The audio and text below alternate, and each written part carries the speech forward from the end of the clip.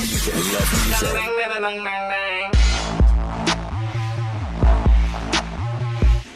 So let it talk.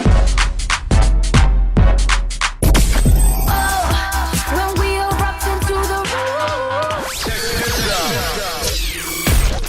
You've obviously got a great fan base out there. Put out on Twitter and Facebook that I was doing an interview with you and got a lot of good feedback. So big up everyone that got through to me about questions for Dazzle. But obviously I can't get through all of your questions. So what I'm going to do, I'm going to pick 3 from Facebook and 3 from Twitter. We'll try and get through these quite quick.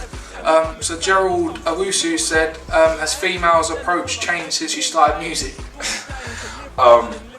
In some regard, yes, because I feel that like naturally though, it's like a female will be attracted to a male if they see you as doing something with your life, whether it's in regards to music, sports, your education. As long as they can see you making the necessary movements to move forward, I'm sure it's only like a natural impulsive thing for a female to be attracted to a male in that kind of circumstance. Same way I'm sure it would be for a male to be attracted to a female doing the same thing. So I think in some regards, yes, like I would say, yeah, female responses towards me have changed. Like obviously there was female attention before, but I just feel like when you have, I don't know, it's weird, like when you have a lot of attention on you, some females tend to get attracted by that because they want to be that person that's actually the center of your attention, even though there's a lot of attention around you. They want to be the center of it, and and attention is a very important thing for women. So I think I'll say definitely it's changed. Cool. Brad McKenzie said, what artist did you grow up listening to? Well, from way back in the day when Channel AKA even used to be Channel U and all that, I've been listening to Kano. Kano was one of my favourite MCs. He was one of the MCs that kind of motivated me and inspired me to start spitting. When I started spitting, I used to listen to a lot of his stuff, and yeah, it really inspired me to do what I do today. Another artist, American based, is Papoose. I used to listen to him a lot. I like his rhyme scheme, his kind of tone when he spits, his whole persona, and like his image as well. And I feel like I took a lot from that when I started rapping. Yeah, next one. Daniel Lawless said, when writing songs, do you follow a formula? Not necessarily. When I'm writing songs, I kind of think in the mind. I put my head in the mind frame I would actually be if I was saying. If for example I was describing a scenario to you.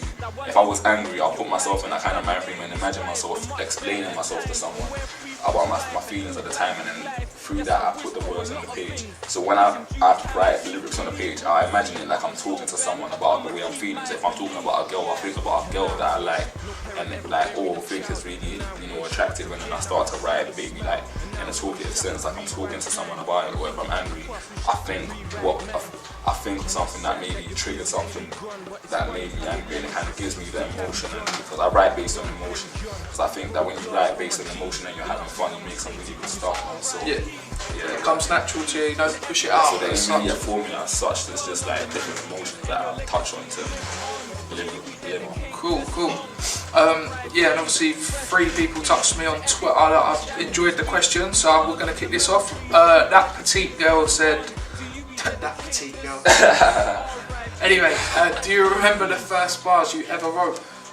Yeah, I'm not going to go back on them though, because those the first bars basically one thing, that impulse will tell you if you ever get around to speaking to him yourself is that when I started, I had no experience in regards to music. Music was just something where basically I was watching Channel AKA one day and I saw a Kano video followed by another video which I didn't really think was very good, and I thought to myself, like, Kano was sick, and if this other video isn't necessarily that good, and I personally think if I work at it I can do better than it's there, then what's stopping me from doing it? And it was basically an impulsive thing where I just thought, you know what, I'm gonna make music.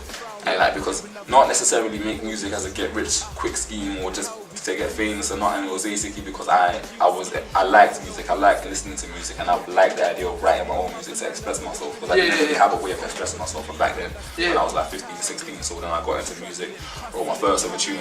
I'll admit it wasn't great, but it was a good starting point, and off that, do you remember any of the bars? Nah. Really? But I remember the tune. It was a tune called Dazzle, innit? It was the tune was by me, Dazzle, named Dazzle. I remember that tune. Don't really want to go back on that. dark in the past somewhere, yeah, but yeah. That tune was basically my first stepping stone, and off that I was able to get the necessary criticism and kind of like pointers and tips to actually push me forward into improving my sound and where I am today now. Nice. Next one, Island Girl Perry. If you get signed to a major, I want to go commercial, making rap pop, she put it as. What would your response be? My response would be, if I got signed, it would obviously be through making music the kind of music I'm currently making now, which is good, meaningful music. I wouldn't say my music is underground and I wouldn't say it's mainstream. I just think my music is good music that an average person can take and listen to and relate to. What I think will sell is if good, relatable music is marketed, sorry. So basically, I wouldn't think that I need to kind of change my approach to music, because the way I see it is the music I'm making now would get me signed. So why would I then change my formula once I've got signed? It's just basically, it should be a thing where the music I'm making now can get me signed and then basically get pushed on a bigger scale, because they feel that the music I'm currently making can get me good results with sales and people. So I think, I'd just like to keep true to myself, make music that I feel, not necessarily trying to say that I won't do any different sort of genres. I'll make music that I personally like. Genesis Music UK put across this question that I think really suits you and your music. What's your community focus? What are you doing with your music to show empowerment within young people? Alright, basically, I feel that within the community that we live in, I'm from Hackney originally myself, but a bit of Hackney based in North London. Basically, my opinion on society at the moment is that there's a lot of division between classes. There's a whole focus on the upper class and lower class, and you can clearly see that with the uni funds, with the lack of jobs, like a lot of negative stuff going on within our society.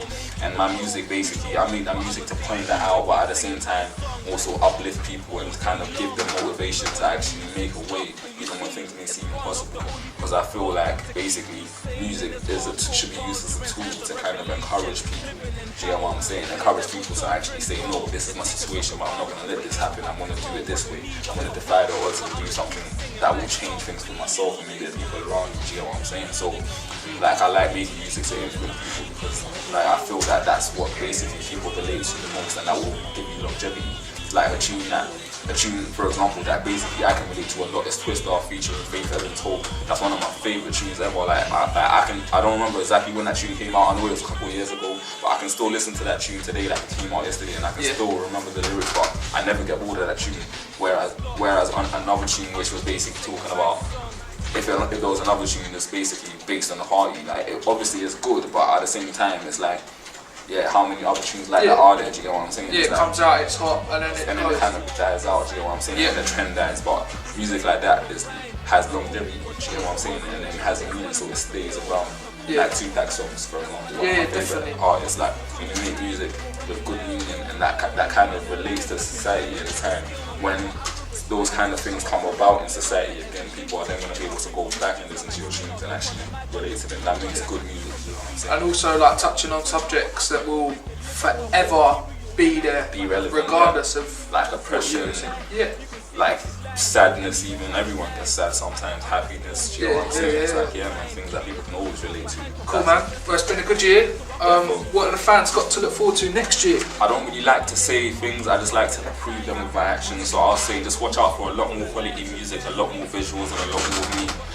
Like at the end of 2010, I said I was going to do a lot of big stuff this year, 2011, and I feel that I've done that. Do you get what I'm saying? I've put out a lot of visuals, I've put out some good tunes and a mixtape, and it's got a really good response. So 2011 has been a good year for me, man. And like now we're at the end of the year, I just hope for bigger and better things next year, 2012. Do you get what I mean? And it's like every year I try to kind of develop myself and make bigger movements and improve my music as well. So just look out for an improvement, man. Better visuals, better tunes. And man, just a lot more of me, I can say.